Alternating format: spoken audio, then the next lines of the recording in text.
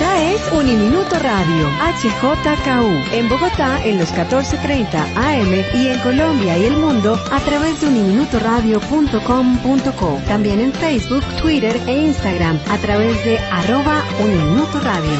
La radio universitaria está aquí.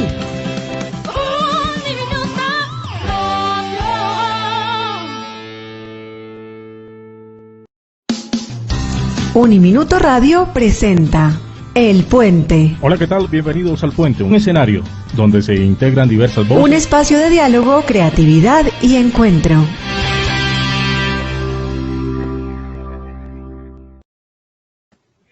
Hola amigos, qué alegría estar una vez más con ustedes en este espacio del Puente. Un espacio en el que nos damos cita de lunes a viernes a las 11 de la mañana, hora Colombia, para compartir con ustedes experiencias, trabajos, reflexiones, investigaciones relacionadas con este mundo de la educación filosófica, este mundo que nos apasiona tanto y en que hemos estado conectándolo además con la creatividad social y con otras perspectivas contemporáneas en el mundo de la educación, en el mundo de la filosofía. En particular, el día jueves nos damos cita para conocer los trabajos, las experiencias, las reflexiones de investigadores alrededor del tema de la filosofía para niños. Todo un mundo que hemos estado explorando desde el proyecto Marfil también de Uniminuto en Bogotá, Colombia. Recordemos que este programa es coordinado por este proyecto que además explora todas las categorías de educación filosófica y creatividad social. Un proyecto que tiene sede en Bogotá, en Uniminuto, y que es adscrito al Departamento de Filosofía de la Facultad de Ciencias Humanas y Sociales. Yo soy Víctor Rojas y sean ustedes bienvenidos al Puente, hoy con una invitada especial, una invitada de lujo. Como todos los jueves, hemos estado aquí con tantas personas que alrededor del mundo vienen haciendo unos trabajos y unos planteamientos muy fuertes en relación con este mundo de la infancia y la educación y la filosofía. Pues hoy nos vamos para Chile y vamos a conocer el trabajo de una compañera a quien queremos muchísimo, Olga Grau. Ella es filósofa, es educadora feminista, además es profesora de Estado en Filosofía y doctora en Literatura. Es diplomada en Filosofía para Niños en Montclair. En este centro tuvo la oportunidad de ser formada por Matthew Littman y Margaret Char. También es integrante de la Corporación de Desarrollo de la Mujer, La Morada. Es académica del Departamento de Filosofía y del Centro de Estudio de Género y Cultura en América Latina, de la Facultad de Filosofía y Humanidades de la Universidad de Chile. Es coordinadora del programa de Filosofía para Niños en dicha facultad. Pues hoy con nosotros Olga Grau, profesora, bienvenida a El Puente. Muchísimas gracias, Víctor, por tu invitación y por tu presentación. Para mí es muy grato volverte a ver, porque nos encontramos hace como 3 años ya, ¿no? En Colombia, en uno de los encuentros que se realizan a nivel internacional. Ahí estuvimos en el IPIC, tuvimos la oportunidad de tener a Olga además haciendo una presentación importantísima en ese entonces en relación a todo este tema de infancia, ciudadanías, y hemos estado siguiéndole el rastro y nos encanta tenerla otra vez de esta forma en Bogotá, pero bueno, por lo menos virtualmente, Olga. Muchísimas gracias nuevamente. Un placer estar acá. Se encuentra en Santiago de Chile en este momento. En Santiago de Chile, sí, con un invierno que ha estado un poco duro en términos de frío en la mañana, pero calorcito después de almuerzo. Muy extraño. Bueno, con la crisis climática todo se puede esperar. Así es, así nos pasa. En Bogotá tenemos las 4 estaciones en el mismo día, entonces ya nos vamos familiarizando. Pasamos en minutos pasamos del invierno al verano, entonces nos vamos pareciendo un poco. Sí. Pues Olga, nos encanta saber que ha estado trabajando muy de cerca en toda esta propuesta de la infancia, de la filosofía, de la educación. Esta triada usted la ha estado manejando de una forma muy excepcional y recientemente nos dimos a la tarea de acercarnos a una de sus obras y hablo especialmente de su libro Infancia y Género, exclusiones que nos rondan. Hemos querido llamar justamente a esta entrevista a propósito del nombre de su libro, para explorar un poco algunas de las páginas de esta obra tan interesante que nos sigue dando, nos sigue dando muchas aristas, muchas visiones en relación a su mirada con la infancia, a su mirada con esta categoría de género que es tan pertinente. Así que, ¿qué tal si empezamos a abrir líneas y nos empieza a contar un poco las características de esta obra? En particular, se trata de una reunión de varios de sus ensayos. Cuéntenos un poquito de esto. Sí, Bueno, este libro realmente fue una invitación del profesor Walter Cohen de la Universidad de Río de Janeiro, ¿no? Bueno, él sabía de mis escritos y yo no había hecho una reunión de ellos, ¿no? Porque, digamos, tenido lugar en distintos momentos, ¿no? De reflexiones que he ido realizando a través de la vida académica, también de las prácticas, ¿no? De experiencias en filosofía con niños y niñas y formando estudiantes en el pregrado en licenciatura de filosofía. Entonces yo agradezco muchísimo a Walter, ¿no? Esa invitación que remató, digamos, en este libro, y donde el énfasis fue justamente la perspectiva de género, la perspectiva feminista, que creo que ha estado haciendo falta en nuestro campo, digamos, de trabajo, ¿no? Entonces allí como que se encadenan algunas reflexiones que abordan desde un punto de vista más general, ¿cierto? La relación de infancia, educación, filosofía, y que van como orientando la reflexión hacia cuestiones más agudas, diría yo, en este momento, porque implican que repensemos las relaciones de género a nivel cultural y social nuevamente, ¿no? Porque esto se ha estado haciendo a través del tiempo, ya llevamos décadas en aquello, y podríamos decir que la misma Mary Wollstonecraft abre el problema, siendo polémica, ¿no? Con las disquisiciones de Rousseau respecto de cómo educar, ¿no? A la infancia. Entonces, creo que hay un asunto bien complejo, que es cómo estamos nosotros y nosotras asentados en la costumbre, ¿no? La costumbre, el hábito del que habla Pierre Bourdieu, ¿cierto? Que configura nuestra manera de estar en el mundo y que es muy difícil transformarla, ¿no? Porque podríamos decir que hay una especie de internalización al inconsciente, ¿no? De todas las operaciones normativas que ocurren en la cultura. Estamos frente, ¿cierto?, permanentemente a dispositivos educativos, encasillamientos, ¿no?, que nos limitan a hombres, mujeres, niñas, niños, niñes también, que ese es un asunto también que es muy relevante de destacar ahora, ¿cierto?, porque se ha abierto un espacio de discusión, ¿cierto?, respecto al lugar de la disidencia sexual, ¿no? Es decir, ¿por qué el nombre del libro? De exclusiones que nos rondan, porque son muchas las exclusiones, ¿cierto?, las que tenemos que enfrentar. Se me ocurría una frase el otro día, como que mirar de frente, ¿no? Mirar de frente la exclusión, que es muy difícil, es como mirar al sol, ¿no?, que nos cuesta. Nos tapamos los ojos para no mirarlo tan frontalmente, ¿no?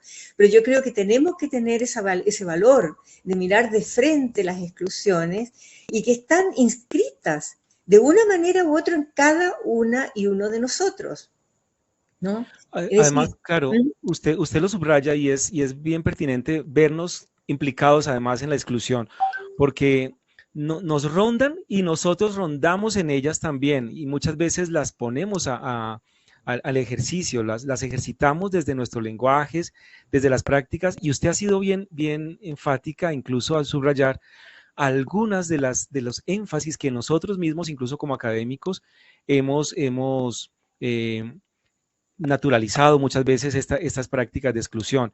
Y hablo especialmente de la manera, por un lado, de cómo comprendemos a la infancia, la comprensión mismo de niñez, niñas, niños, bueno, un poco esa mirada, pero también por otro lado, la condición del, del pensamiento, de cómo ha estado tal vez situado desde una óptica adultocéntrica, la manera como nosotros hemos generado una práctica de la filosofía, una filosofía muy masculina, y usted la sitúa también desde ahí. Entonces, como que encuentro esas dos vías, por un lado, la reflexión hacia la filosofía misma, y usted la cita en un apartado muy importante relacionándolo con la enseñanza de la filosofía, y por otro, cuando se mete con el tema de la infancia. ¿Qué tal si miramos estos dos polos? Si miramos por un lado el de la filosofía, por ejemplo, Olga, cuando hablamos de la filosofía, el acercamiento que usted ha tenido a ella, también crítico de esa condición de género tan situada en lo masculino, una filosofía además academicista. Usted se encuentra con una filosofía en autores que seguramente le han inspirado, cuáles han sido y cuál es la visión que usted ha querido mostrar de una filosofía que se libera de estas exclusiones. Sí, con relación a lo primero, respecto de la relación filosofía, ¿cierto? Y la exclusión.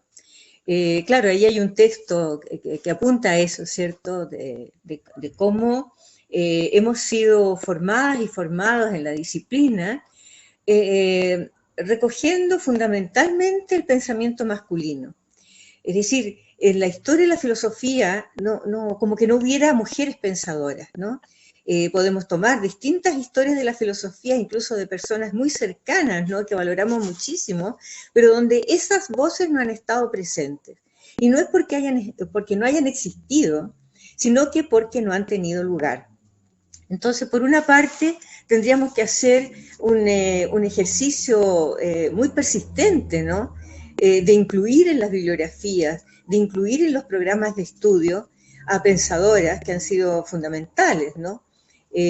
Una de ellas, por ejemplo, claro, todos la tenemos muy en la memoria, ¿no? Es Simone de Beauvoir, pero también han habido otras pensadoras, algunas entran, ¿no? En la historia de la filosofía, como por ejemplo Hannah Arendt, ¿cierto?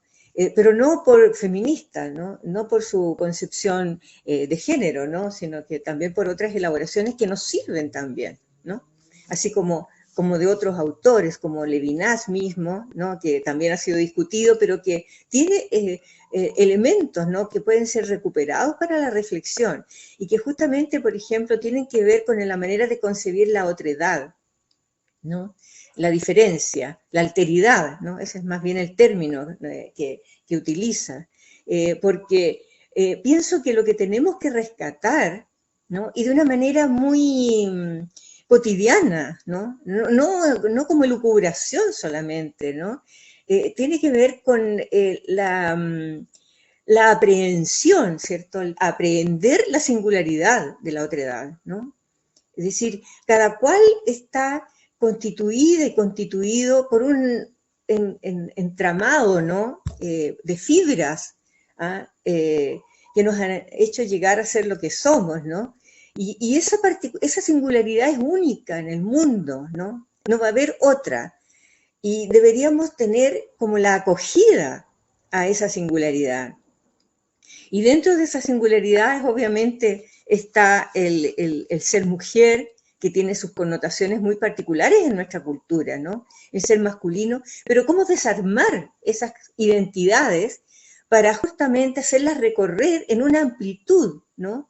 En que, por ejemplo, los niños y los hombres no se vean coartados en su afectividad, porque eso tiene consecuencias culturales muy severas, ¿no? Y por otra parte, las mujeres no seamos reducidas a aquello, ¿no? Y se nos dé el lugar de la inteligencia también, ¿no? Entonces, esas polaridades, ¿no? Esas dicotomías han hecho un daño enorme, ¿no? Y pienso que tenemos que contrarrestarlas y desarmarlas completamente, ¿no? Olga, y esa forma para desarmarlas, yo veo que usted las logra plantear cuando entiende la filosofía como una potencia del pensar reflexivo, así lo señala, pero al conectarlo además con infancia y con educación, como que le da un lugar especial a esa dimensión muy práctica de la filosofía y logra hacer, o por lo menos mostrar una filosofía que ya no se queda en lo académico o en esa pretensión academicista, sino que se sitúa incluso en el mundo de la vida y la conecta de especial forma en ese mundo educativo como una práctica transformadora y en un mundo de la infancia como una potencia de vida o como una apertura y como un descubrimiento. Nos interesaría mucho saber esa conexión que usted hace entre filosofía, infancia y educación. ¿Por qué es tan importante para usted esta conexión? Claro, justamente yo las pongo allí, ¿cierto? Que son tres potencias, como bien tú lo recuerdas ahí, lo señalas, ¿no? Porque la filosofía para mí es justamente eso, potencia reflexiva. Pensemos en todas las posibilidades que tenemos para pensar, ¿no? Pero hemos sido restringidos y restrictivos respecto de esa potencia. Y la educación también ha jugado un rol en esa dirección, ¿no? Creo que la educación tiene que ser transformada. Es decir, tanto la filosofía tiene que abrirse, ¿no? Tiene que transformarse en sus posibilidades de amplitud, ¿no? Pero también la educación sella nuevamente, marca, ¿cierto? Configura la tradición, ¿no? En ese sentido, la escuela tiene que remecerse, ¿no? Porque tiende a reproducir permanentemente los estereotipos de género, por ejemplo, pero también fortalece la exclusión. ¿Sí? Es como bien complejo y dramático el problema, ¿no? Porque requerimos de hacer nuevas vías, recorrer nuevas vías, ¿no? Para que determinemos nuevos horizontes. Es decir, siempre estamos abiertos a la utopía, ¿no? Y para eso tenemos que deconstruir y construir, ¿no? En ese sentido. Y la infancia es una tremenda potencia, pero que también ha sido muy resistida. Pensemos incluso en las vidas familiares, en las vidas cotidianas, ¿no? Cómo son resistidas las voluntades infantiles, cómo no son escuchadas sus voces, ¿no? Cómo son omitidas. Y eso sigue siendo así, ¿no? En la mayoría de los casos, ¿no? Entonces, por eso digo que es un desafío muy, muy, muy grande, ¿no? Frente a esta relación filosofía, educación e infancia. Y bueno, cito algunas de sus líneas, porque estamos aquí como pasando algunas de sus líneas del libro y encuentro una frase que me parece bastante oportuna para lo que acaba usted de señalar. Y afirma usted misma, acercar la filosofía de la infancia requiere vencer, en primer término, prejuicios y prevenciones respecto del supuesto de la posible banalización, puerilización o infantilización de la filosofía, a la que conllevaría una propuesta de tal carácter para luego lograr entrar en un universo de experiencias, pensamientos y hablas de niños y niñas. Y es ahí cuando usted empieza a plantear cómo ese espacio de diálogo filosófico podría tal vez ayudar a tender esos puentes muchas veces rotos entre educación, filosofía e infancia. Y quisiera que empezáramos a recorrer esa vía que usted encuentra a nivel de puentes. Claro, justamente yo pienso, y por eso me fascinó siempre, ¿no? La relación de filosofía e infancia y educación en lo que es, lo que fue el programa, ¿no? Lo que ha sido el programa de Matthew Lipman y también otras experiencias que se han creado, ¿no? en el mundo. Porque lo que hacen justamente es producir experiencia, ¿no? Reflexiva con niños y niñas, ¿no? Donde se les da lugar a la palabra, que puedan darnos a conocer. O sea, siempre pensamos en la adultez, ¿no? Como aquello que se ha logrado, y en la infancia como lo que está en vías de, ¿no? Cuando hay una actualidad, hay una temporalidad en la infancia que es riquísima, ¿no? Y que no conocemos suficientemente. O sea, yo creo que estamos en deuda con la infancia, una tremenda deuda, ¿no? Porque no hemos hecho lo suficiente todavía para darle lugar de participación, ¿no? Darle espacios de diálogo en que sean las y los protagonistas, ¿no? Imagínense, se ha constituido un imaginario de lo que son las niñas y los niños, ¿no? Y eso se ha preservado. Y entonces hay que soltar esa caparazón y darle sitio. Por ejemplo, acá en Chile estamos en un proceso constituyente, ¿no? Ustedes ya saben que después del estallido social que se produjo en Chile, llegamos a que se va a escribir una nueva constitución.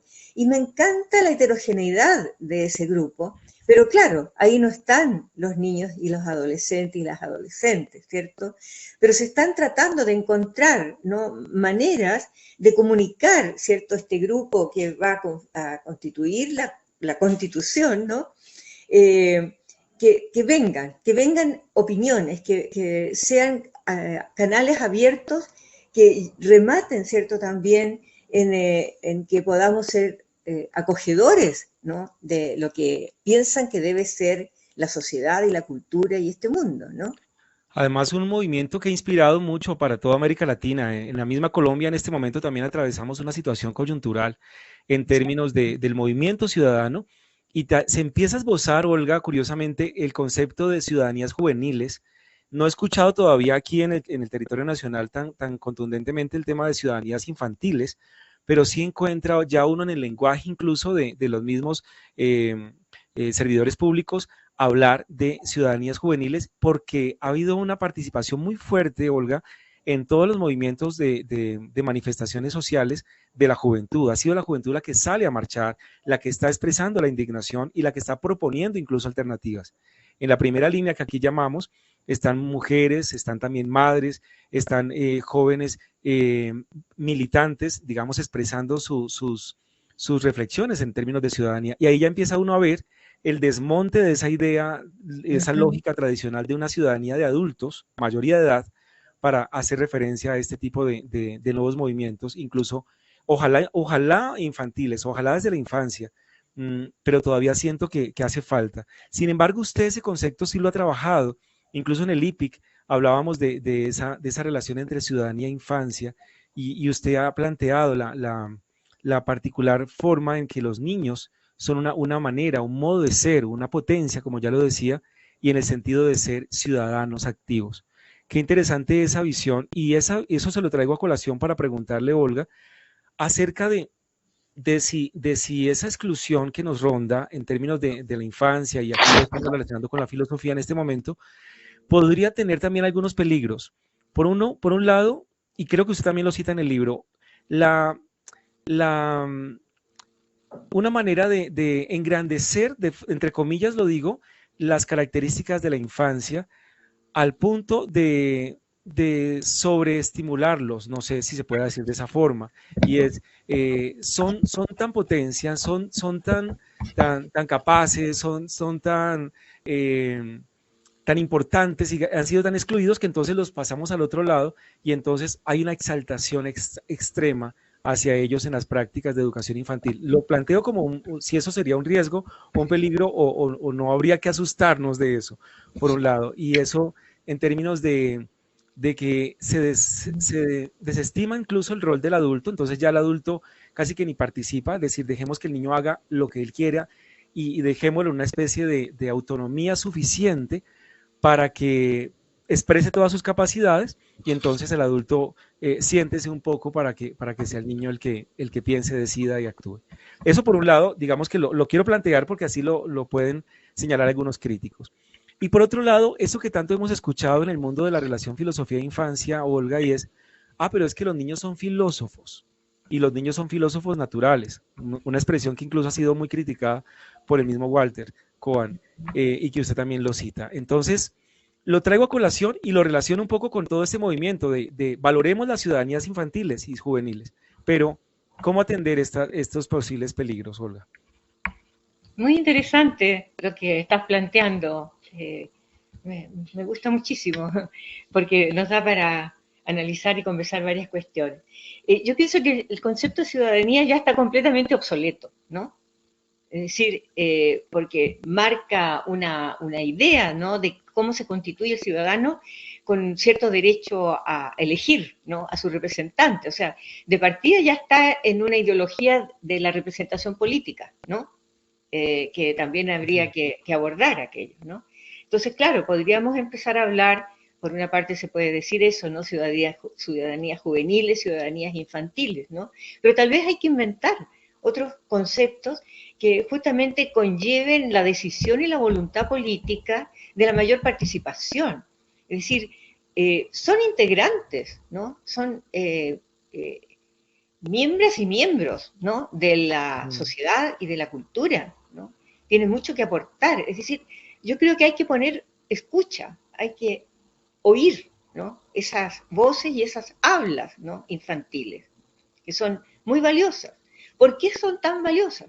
Porque están mirando de nuevo el mundo, ¿no? Nosotras y nosotros ya hemos sido marcados por una cultura. Y por supuesto, también lo están haciendo ellas y ellos como niñas y niños, ¿no? Pero tenemos que abrirnos a esa nueva percepción de lo real, ¿no? Entonces, yo no temería, yo no temería la infancia, porque también podemos temernos entre nosotras y nosotros adultos, y entre los jóvenes, o sea, siempre el otro y otra pueden ser un riesgo, siempre, ¿no? Claro. Entonces, yo no temería la infancia. Hay un libro fantástico, el nombre que tiene, ¿no? De la Sibona, no me recuerdo bien el nombre, pero del libro sí, el nombre del libro sí me acuerdo. De los niños nada sabemos. Claro, ella va a abrir todo un espacio de la sexualidad, ¿no? De las niñas y los niños, como lo hace también Bataille en La historia del ojo, por ejemplo, ¿no? Que yo lo cito, me parece, en uno de los textos, ¿no? Pero es cierto, de los niños y niñas poco sabemos, ¿no? Pero no hay que temerles, hay que relacionarse, como nos relacionamos entre nosotras y nosotros con aquellas imprevisibilidades que tiene todo contacto social también, ¿no? Entonces, claro, así como también tenemos que regularnos de alguna manera nosotras y nosotros nuestros deseos y nuestras expectativas, también tendrán que aprender niñas y niños a hacerlo, pero ¿cómo se hace aquello, no? Es decir, si vamos a ofrecerles una visión jerarquizada de la sociedad, donde no tienen derecho a hablar, ¿no? O vamos a construir un mundo horizontal. O sea, yo pienso que es necesario eso. Ahora, claro, hay un libro también muy interesante de Golding, ¿no? Del Señor de las Moscas, donde hay un naufragio y los Fantástico. niños y niñas llegan a una isla y tienen que construir sociedad, tienen que organizarse, porque siempre hay que organizarse, ¿cierto? No podemos vivir sin una organización, ¿no? Y una cosa que es inquietante en el libro es que construyen lo mismo que nosotros. Es decir, ya están marcadas por cómo entienden el poder, cómo entienden las relaciones entre unas y otros, etcétera, ¿no? Entonces, eso hay que ver cómo podemos solventarlo, ¿no? Sobrellevar eso y también superarlo. En esa visión, Olga, cuál sería el papel o el rol del agente educativo adulto? ¿Por qué lo pregunto? Porque igual son tres coordenadas las que hemos estado revisando suyas, filosofía de infancia y la otra es educación. Y claro, en la coordenada de educación ha estado muy presente, muy activo esa relación enseñante-aprendiz o maestro-alumno, digamos, esa lógica siempre ha estado acompañando el proceso y en el rol del docente, del maestro, no ha estado el niño, él ha estado en el otro lado. En esta visión, en este dejar acontecer la infancia en el aula y en los espacios de vida como la ciudadanía, el rol del adulto se transforma, el rol del adulto que pretende señalar una ruta, dar unas bases, mostrar un camino, incluso hacer uso de unas metodologías, Olga, que son tan criticadas también en muchas de las prácticas que nosotros mismos hacemos cuando hablamos de filosofía para niños. ¿Qué hacemos con todo eso? Uh-huh. Yo pienso que nuestro campo de trabajo, la filosofía, nos ofrece, ¿cierto? Digamos, condiciones privilegiadas, ¿no?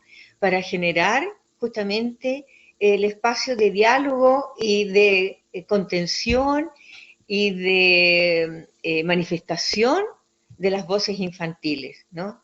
Y también de adolescentes en la enseñanza media. Es decir, nosotros y nosotras podemos transmitir, obviamente, ¿no? Podemos transmitir muchas de las cuestiones que son parte de todo el trayecto que ha hecho la filosofía a través de la historia, ¿no? Hay reflexiones muy interesantes, fragmentos que uno puede utilizar, ¿cierto? Como para disparar la reflexión también.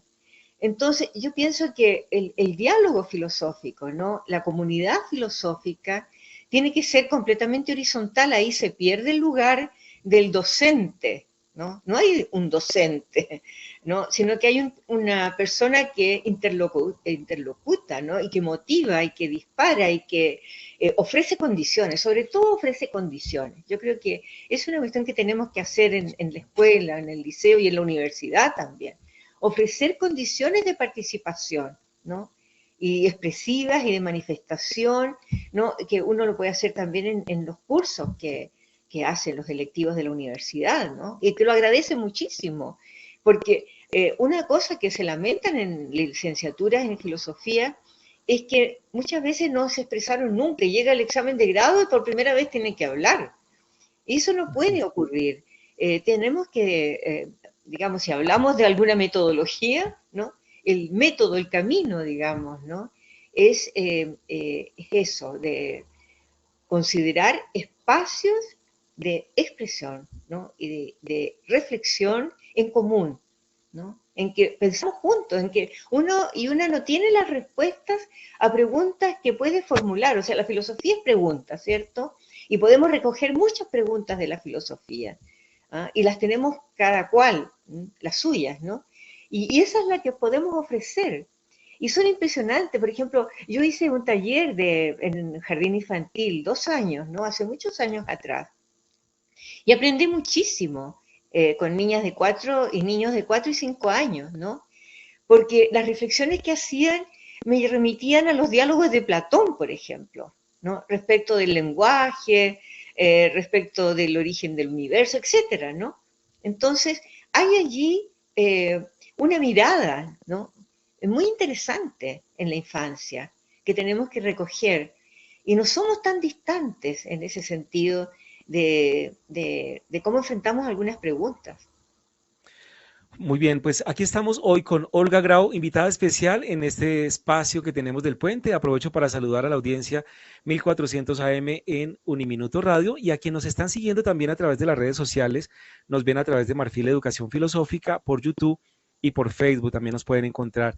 También nos pueden ver a través de los diferentes canales de la Red Colombiana de Filosofía para Niños. Y tenemos saludos, nos están saludando desde México, por ejemplo, Zona Escolar 1, Primaria Zacatecas, y señala, por ejemplo, además de las felicitaciones por la invitada de hoy, ellos nos dicen, muy de acuerdo con ustedes en seguir haciendo lo necesario para visibilizar a los invisibles, dar voz a los que no la tienen, entre muchos otros, niños y niñas, gran reto para quienes somos maestros. Aquí nos subraya un poco ese reto. También eso está saludando Tania.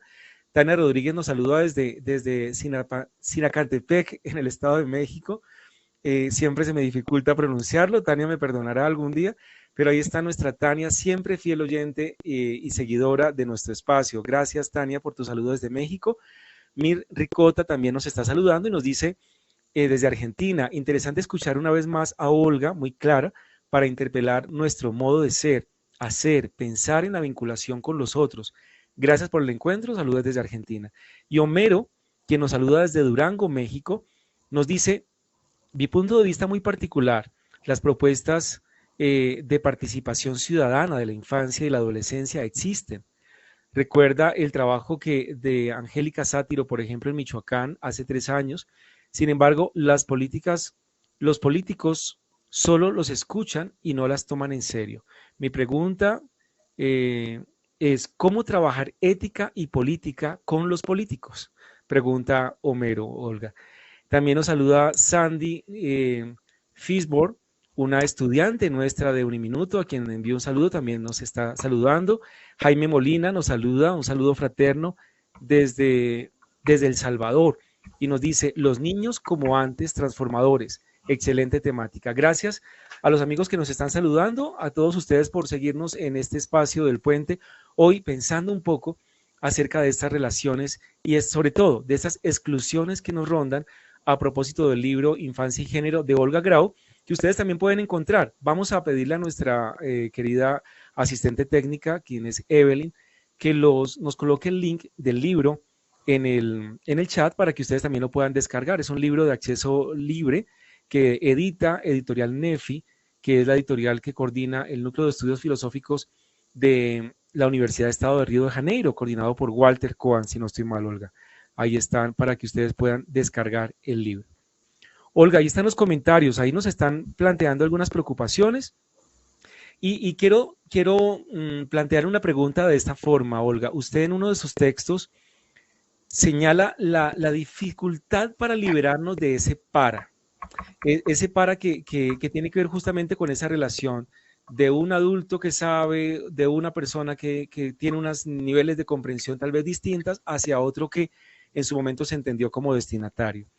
Y ese para que lastimosamente, podríamos decirlo, hace parte también del nombre de nuestro proyecto. Y digo lastimosamente entre comillas, filosofía para niños. Usted ha sido también una de las que ha acuñado un poco una reflexión junto con Walter en esta sustitución del para y del planteamiento de un con, que implica, como usted misma lo dice en su texto, un modo de pensar filosófico, político, que abre posibilidades a la realización de prácticas de mayor carácter democrático, que convoca la participación y la asunción de protagonismo y posición de sujeto individual y colectivo. Quisiera planteárselo así. ¿Nos podemos liberar de ese para? ¿Qué alternativas tenemos, Olga? Nuevamente ese es un tema complejo, me encanta también. Yo creo que el lenguaje es muy decisivo, ¿no? Y las preposiciones tienen un lugar muy importante para los sentidos que queremos darle a las cosas que decimos, ¿cierto?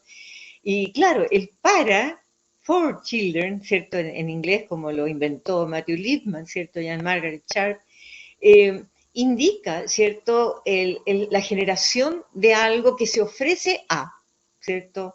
A otras personas.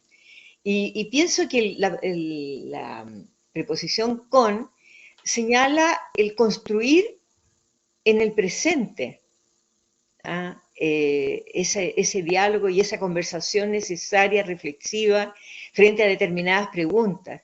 Porque el para implica que se hizo algo previamente, ¿no? Por ejemplo, claro, las novelas filosóficas, ¿cierto? El manual del profesor, que pueden ser muy útiles, ¿no? Pero tal vez tiene que ser puesto un poco en suspenso, ¿no? Una vez conocido todo aquello, ¿cierto? Por parte de maestras y maestros, y hacer el riesgo, ¿ah? De enfrentar una situación de educativa, digamos, una experiencia educativa. Yo más bien apunto al concepto de experiencia, porque el concepto de experiencia indica más el proceso de producción, ¿no? De algo que acontece entre varias personas, ¿no? Entonces, claro, uno puede llevar algo siempre, ¿no? Incluso la pregunta, ¿ah? Puede uno haberla pensado para ofrecerla en el espacio. O sea, desgraciadamente siempre hay un para en la educación, ¿no? Que es difícil liberarse de aquello. Pero creo que de la manera en que podamos trabajar, ¿no? En esa relación del para, podemos más bien reafirmar el con, ¿no? Y también otra preposición que es muy importante es el desde las niñas y los niños, hacer filosofía desde las niñas y los niños. Y quizás allí se hace más evidente todavía el que traen su experiencia, ¿no? El que traen sus biografías, sus trayectos biográficos, ¿no? Y que los hacen decir tales y tales cosas. Entonces, jugar con las preposiciones tal vez, ¿no? El para, con, desde. Además lo subrayas como filosofar con niños y niñas. Además, no solamente es con, desde, sino también niños y niñas, que también es otra manera, otra de las exclusiones que nos rondan, y es el uso de la expresión solo niños cuando nos referimos a este tipo de prácticas. Usted insiste en el niñas, e incluso en otros de sus textos está el uso de la letra E para referirse también a todo el movimiento de inclusión. ¿Qué tal si vamos empezando entonces a entrar a esa exploración de esa condición de género un poco Sí. más fuerte, que está también presente en otros artículos y que también es tan interesante para usted? Exclusión en género en relación a infancia. Olga. Nuevamente, la significación del lenguaje, ¿no? Y puedo tal vez contar una historia que me ocurrió cuando iba a trabajar a las educadoras de un jardín en un colegio. Entonces, yo había escrito un cuento y se leyó el cuento. y me di cuenta que yo estaba, digamos, haciendo también una reducción, ¿no? Y eso me lo mostraron las niñas, porque era un jardín de niñas, y yo digo en el cuento que la abuela invitó a los nietos. Entonces el momento, y pasa muchas cosas, ¿no? Pero al momento de dibujar, que se les pidió que dibujaran, ¿no? Las niñas hicieron solo niños. Y les pregunté, ¿y por qué hicieron solo niños? Porque la abuela invitó solo a los nietos. Entonces, eso es muy decisivo, ¿no? Y eso para mí fue una marca, eso ocurrió hace muchísimos años atrás, pero fue una marca enorme, ¿no? De que se sentían excluidas. Y después me pasó en un colegio, ya después de varios años, en que la profesora decía, niños salgan al recreo, y las niñas sentían una incomodidad porque no se sentían nombradas. Es decir, ese es el asunto, no sentirse nombrado o no sentirse nombrada, ¿no? En el sentido de no tener sitio, de no tener lugar. Y eso se reproduce no solo niñas, niños desde el punto de vista de género, ¿no? Sino que también respecto de la raza, respecto de un idioma que se hable, etcétera, ¿no? Pero volviendo al asunto del lenguaje sexista, sí, y que tenemos que abrirlo a la disidencia sexual que quiere nombrarse en el es, ¿cierto? Entonces, niñas, niños, niñas. Porque ahora se está usando el niñes o el para no repetir niñas, niños, ¿no? Pero la disidencia lo quiere también destacar como un lugar propio, ¿no? Entonces yo pienso que es otro asunto que uno se encuentra con muchas, digamos, personas contestatarias respecto de los cambios en el lenguaje, ¿no? ¿Por qué? Que se pone feo el lenguaje. Y esa es una cuestión interesante, la relación estética también con nuestras concepciones, ¿no? Porque se encuentra feo aquello que es inusual, con aquello de lo que no tenemos costumbre. Por ejemplo, yo me recuerdo en La Morada, que yo trabajé allí en La Morada, ¿no? Ahora tengo una relación más externa con La Morada, que es una organización, una corporación feminista. La palabra miembro, ser miembro de la corporación era rara, entonces empezamos a decir, soy miembro de la corporación. O decíamos integrante o decíamos soy miembro, que sonaba raro, a la gente le parecía muy feo, ¿no? Muy horrible. Pero creo que tenemos que ir ampliando también el paisaje lingüístico, ¿no? Que sea también representativo de la amplitud de nuestra existencia social, ¿no? De la existencia social. Entonces, a mí me interesa mucho este aspecto porque apunta justamente a que hemos sido reductores de la experiencia, ¿no? De la experiencia social. Me interesa muchísimo, ¿no? Y algo he trabajado en eso, pero me falta más trabajo en aquello, que es la intersexualidad. Es decir, aquellas personas que nacen híbridas, ¿no? Genitalmente, ¿no? Que no son reconocibles como hombre, mujer, como niña, niño. Se dice sexo femenino, masculino. Ahí también están todos los formatos, ¿cierto? Que también se están discutiendo, de que no se ponga solo sexo masculino y sexo femenino, sino que otro, ¿no? Que allí alguien puede nombrarse de otra manera, ¿no? Entonces la intersexualidad nos enseña también de la tremenda violencia normativa que existe respecto de cómo clasificar, cómo ordenar el mundo, ¿no? Cómo normalizarlo, etcétera, ¿no? No sé Olga, si... y claro, y a propósito de esto, claro, usted lo señala y en su texto nos trae, claro, cuando leemos su texto nos enteramos de toda la exclusión lingüística que nosotros mismos hemos abanderado y de la cual somos responsables también de las maneras y las prácticas como las sociedades se han identificado, las personas se han identificado justamente porque no les hemos permitido ser en toda la amplitud de su condición humana, incluso su condición sexual. Y tiene mucho que ver seguramente factores religiosos, factores políticos, ideológicos, y la escuela pues ha estado permeada por esos factores ideológicos y no ha sido tan fácil liberarse de ella. Los que hacemos parte de todo este movimiento de filosofía para, con niños y niñas o niñes, nos ha interesado justamente, por un lado, liberarnos de esas rondas de exclusión de la filosofía y de infancia, pero ahora usted nos pone en otro juego, y es el liberarnos también de esas exclusiones sexistas y de género. ¿Cómo en filosofía para con niños, niñas y niñes se podría cultivar un poco podríamos escapar de esa exclusión? ¿Hay acentos, hay maneras, hay experiencias, Olga, cree usted? Lo pregunto porque, claro, cuando uno mira un poco la historia de las formas como tradicionalmente se ha hecho la práctica, seguramente no encuentra directamente algunos materiales, pero tal vez en su experiencia, en sus investigaciones, ¿cree que hay una salida por ahí? Es decir, tenemos que encontrarla, ¿no? Tenemos que encontrar una salida.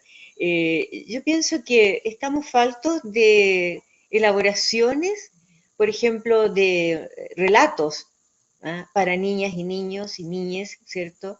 Hay algunos, pero donde tampoco yo me siento tan a gusto porque son muy moralistas muchas veces, ¿cierto? O no son construidos literariamente. Yo pienso que el relato, la narración, tiene también que tener condiciones estéticas, ¿cierto?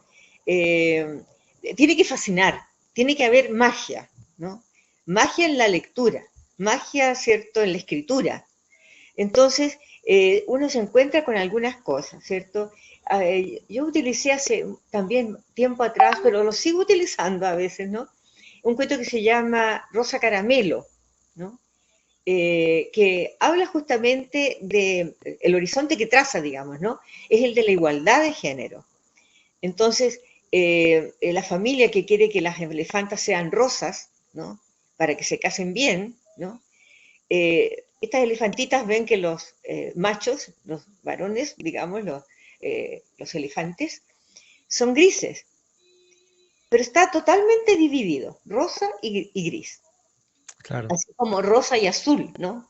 Cuando se dice la niña es más asociada al color rosa y el niño más asociado al color azul. Es decir, todas esas dicotomías nos hacen mucho daño, ¿no? Entonces, yo creo que tendríamos que favorecer narraciones, ¿cierto?, que pongan en discusión aquello, porque eso, el libro pone en discusión aquello de lo rosa y lo gris, porque Margarita la rebelde se saca todos los aditamentos que la hacen rosa y no quiere comer aquello que la hace rosa, rompe la valla y sale a juntarse, ¿cierto?, con los elefantes. Y la siguen como muy tímidamente las otras, ¿no? Entonces, hay una cosa allí que se requiere, que es la rebeldía. La rebeldía es necesaria, ¿no?, para la transformación. Entonces, por eso no hay que temer a las niñas y a los niños, porque justamente nos han mostrado que ellos emprenden realmente, hacen el gesto inicial para el camino de la transformación, ¿no? Pues ahí usted decía hace un momento, hay que encontrar esas salidas, si no las hay, tenemos que encontrar esas rutas. Claro, lastimosamente también muchas veces esas rutas son construidas por adultos. Entonces, busquemos como adultos materiales pedagógicos, maneras para proponer unas salidas a las exclusiones sexistas y de género que se den a las infancias. Pero, ¿qué podríamos hacer para que los mismos niños, niñas, niñes sean quienes generen unas prácticas, unos acontecimientos, como lo podríamos señalar al hablar de experiencia, en los cuales se cultive esa salida y esos reconocimientos de las identidades, en el que las propuestas pedagógicas también vengan de allá, desde abajo, podríamos decir, esas pedagogías otras de las que hablan algunos, que sean construidas también desde las bases de las infancias. Ese sería un camino, creo yo, inspirado un poco en lo que usted nos señala. Hay unas citas que me encanta. Usted creo que cuando busca salidas también encuentra autores y entre ellos están Simone de Beauvoir, en el que quiero citar uno de las tesis que usted trae a colación porque me parece muy esclarecedora para lo que plantea a nivel de infancia y género. Y hay una cita en la que dice, cuando el niño trepa a los árboles como cuando pelea con sus amigos o los enfrenta en juegos violentos, capta su cuerpo como un medio de dominar a la naturaleza y un instrumento de combate. Se enorgullece tanto de sus músculos como de su sexo y a través de los juegos, deportes, luchas, desafíos y pruebas encuentra un empleo equilibrado de sus fuerzas. Conoce al mismo tiempo las elecciones severas de la violencia y aprende a recibir los golpes y a despreciar el dolor y las lágrimas de la primera edad. Como cuando nos decían no llores que usted es hombre, ¿no? Emprende inventa, se atreve, se hace ser al hacer con un solo movimiento. En la mujer, por el contrario, hay desde el principio un conflicto entre su existencia autónoma y su ser otro. Le han enseñado que para agradar hay que intentar agradar y hacerse objeto, por lo cual tiene que renunciar a su autonomía. Es tratada como una muñeca viviente y se le niegan la libertad. Bueno, y hay otras cosas en su cita. Citas esclarecedoras. En uno de sus artículos trae una reflexión muy potente en términos de género con Simone de Beauvoir. Y creo que aquí hay líneas que otra vez nos muestran el problema, Olga, y que nos desafían a encontrarle respuestas y salidas. Una exclusión que nosotros seguimos fomentando, además del lenguaje, por un lado, pero también desde las prácticas patriarcales y tal vez que han agudizado la manera como comprendemos lo hombre, lo mujer. ¿Sí es así? Sí. Yo pienso que sigue permaneciendo todavía el que las niñas no juegan fútbol, ¿no? Pero eso ya se ha ido desarmando. Incluso ya tenemos ciertos equipos de mujeres muy importantes acá en Chile, ¿cierto? La Roja de mujeres. Así es. Excelente. Entonces, se van desarmando ciertos estereotipos, pero muy lentamente. Pero las niñas ahora no están tan disponibles a perder esa libertad y esa autonomía, ¿no? Que tienen de mayor manera los niños y las niñas, que las niñas. Yo en este momento estoy dirigiendo una tesis de una estudiante del programa de Magíster en Estudios de Género, y ella está trabajando para mostrar niñas que se dicen feministas. ¿Y qué quiere decir aquello? ¿No?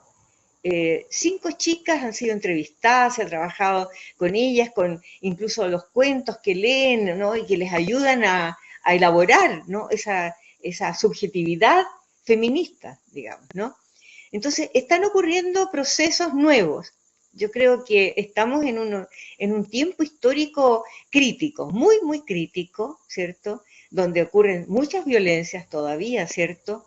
Pero que están desarmando una configuración sistémica, ¿no? En que podemos a lo mejor transitar hacia un mundo más, podríamos decir, amable, ¿no? Amable y receptivo de lo que es la otredad, ¿no? Que nos representa el otro, ¿no? Cómo abrirnos a una mirada del otro. Imagínate, todos somos tan frágiles y vulnerables, ¿no? También cada cual tiene oscuridades, ¿no? Que no resuelve. Nuestros psiquismos son laberínticos, ¿no? Son muy laberínticos. Entonces, en todo eso que nos afanamos diariamente de ser, ¿no? Y cómo ser, hay cuestiones sombrías que podemos compartirlas perfectamente, ¿no? O sea, desde esa oscuridad podríamos comunicarnos, ¿no? De aquello que nos es tan difícil armar, ¿no? Para ser sujetos. A todos nos está aconteciendo, ¿cierto? Esa dimensión existencial que es tan fundamental. Entonces, ¿cómo no acercarnos? ¿Cómo no vernos en esas diferencias y en esas singularidades, ¿no? Desde la incertidumbre, desde aquel desconocimiento, desde la errancia, como diría también Walter a propósito de Simón Rodríguez. Creo que aquí hay unas aristas. Bueno, Olga, usted nos da para más programas y el tiempo se nos va acabando lastimosamente. Y aquí unas intervenciones bien interesantes. Claudia García, por ejemplo, nos saluda. Ella, además de destacar el valioso trabajo de nuestra invitada del día de hoy, Olga Grau, pregunta de quién es el cuento de los elefantes. ¿Tenemos una respuesta para ella, Olga? ¿Cómo? ¿Perdón? Claudia pregunta de quién es el cuento de los elefantes. Sí, Rosa Caramelo de Turín se llama, es uno de los apellidos. Pero lo puedo buscar y te lo mando. Te lo colocamos por el chat. Pero claro, Rosa Caramelo, pero se encuentra también como video. Así que en YouTube lo encuentras como video, Rosa Caramelo. Adela Turín, pero hay otra autora también, ¿no? Y las ilustraciones son muy hermosas. Perfecto. Y aquí Leo Romero también nos señala una pregunta que es bastante compleja y es si esos problemas de género están en los niños. Si viven el género, pero su visión es, viven el género, dice él, pero tal vez su visión es otra, ¿no? ¿Será que este problema de género también se encuentra presente en ellos? en ellos en sí mismos, es decir, nosotros como adultos lo podemos percibir, pero entre ellos, ¿será que encuentran esas complejidades? Bueno, ahí está. Mar Ricota también nos dice al final, vinculamos desde las oscuridades. Qué importante cuando parece ser obligatorio estar en lo iluminado. Pues nos quedamos con muchas preguntas y nos gusta también quedarnos con preguntas porque el pensamiento sigue creando y necesitamos encontrarle aristas, analizar un poco lo que está sucediendo. Yo me quedo con algunas, Olga, por ejemplo, en temas de género, ha sido muy importante un adulto que logra mostrarle al niño o a la niña unas ciertas características para la expresión misma del género, para esa expresión social, y eso ha estado condicionado por unos patrones ideológicos. ¿Será que entonces significa esta transformación acabar con los patrones ideológicos, darle el espacio al niño para que él mismo lo construya, tomar distancia? Son muchas preguntas, Olga, y no, bueno, tenemos un minuto para cerrar, pero quisiera que por lo menos nos hiciera una invitación final a seguir explorando sobre estas categorías. Sí, gracias por lo que pones allí, lo que también invitan con sus preguntas las personas que han estado escuchando, y muchas gracias a todas y todos. Hay un asunto que niñas y niños también están haciendo los aprendizajes de cómo los adultas y los adultos, ¿cierto?, piensan el mundo, ¿no? Entonces es muy difícil encontrar niñas y niños completamente descontaminados de aquello, ¿no? O sea, todas y todos lo estamos de algún modo, ¿cierto? Entonces, por ejemplo, creo que es muy importante la emergencia feminista, ¿no? Porque ha puesto en evidencia el problema de una cultura patriarcal y sexista y ha exigido de parte de las adultas y los adultos que empecemos a pensar de otra manera y que podamos transmitir de algún modo otra cultura. Se hizo en la universidad, por ejemplo, la revuelta feminista que hubo en el año 2018 fue muy, muy importante y muy decisiva. Entonces, claro, es difícil que niñas y niños no estén contaminados. Por ejemplo, una chica después del 8 de marzo de este año entendió qué es lo que era esto del 8 de marzo y dijo, tiene 4 años y tanto, entonces no le voy a decir a mi amigo, ¿cierto?, que no me mande tanto. Okay. ¿Te fijas?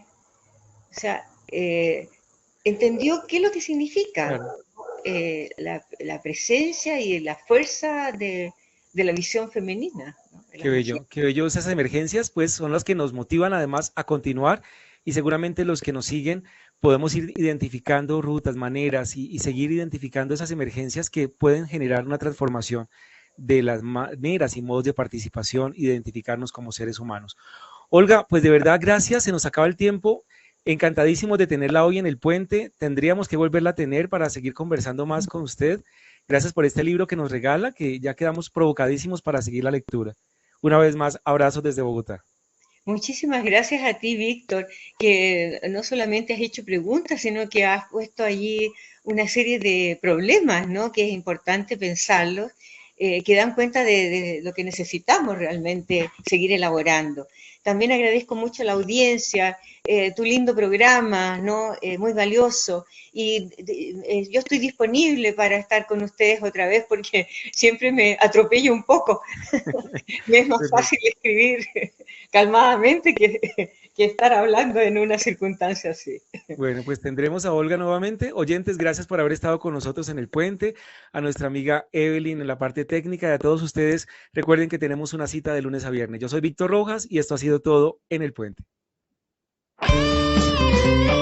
Esta es Uniminuto Radio, HJKU, en Bogotá en los 14:30 AM y en Colombia y el mundo a través de uniminutoradio.com.co. También en Facebook, Twitter e Instagram a través de @Uniminuto Radio. La radio universitaria está aquí.